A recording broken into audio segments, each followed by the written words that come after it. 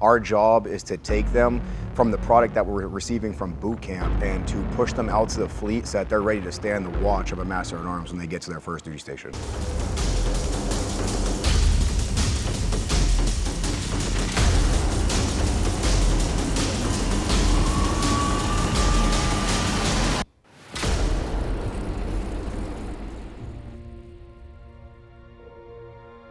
Ready Relevant Learning is a practice that is about rating modernization. We want to give the sailors the most modern training that we can possibly get at the right time. So as soon as they get here, they go through basic training that teaches them tobacco cessation. It teaches them how to use credit cards, debt, everything like that. Then when we actually get started with the Master at Arms A School curriculum, they're going to start off in the weapons block, which is Unit 1 here at the Master at Arms A School. While they're inside of the weapons block, what they're going to be mostly learning is they're going to be learning how to function the different weapon systems for small arms that we're going to be using on an everyday basis out there in the fleet. Those weapon systems is going to be your M9 service pistol, your M500, and your M16. So they go through the basic fundamentals of those weapons, and then also they learn how to shoot those weapons. So when they get out there to the fleet, they'll actually be able to arm up and stand the proper watch. They pass the weapons block. From there, they'll go to non-lethal weapons, which is they start learning how to incorporate their non-lethals on their belt that they wear when they arm up. So OC, baton, how to properly use the baton. There's areas that you are able to effectively use on an individual that is not complying. And they also teach them the areas of what not to hit, the critical areas like the head, the chest, the vital organ areas.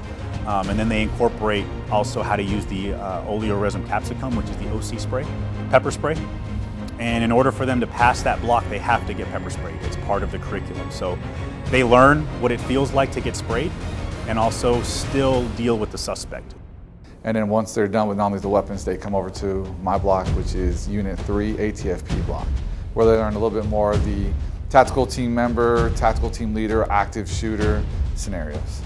The old curriculum, it didn't really emphasize active shooter. So as you can see within like the past decade within the Navy, there's been more situations that have been arising out there in the fleet where there's been active shooters that have been taking place, and we just want to make sure that the Master at Arms that are getting out there to protect these different installations and to protect these ships, they know how to handle themselves in that certain type of situation.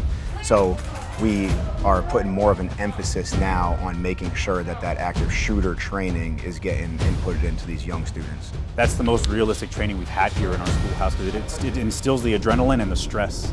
So they get to see somewhat how to respond to a stressful situation.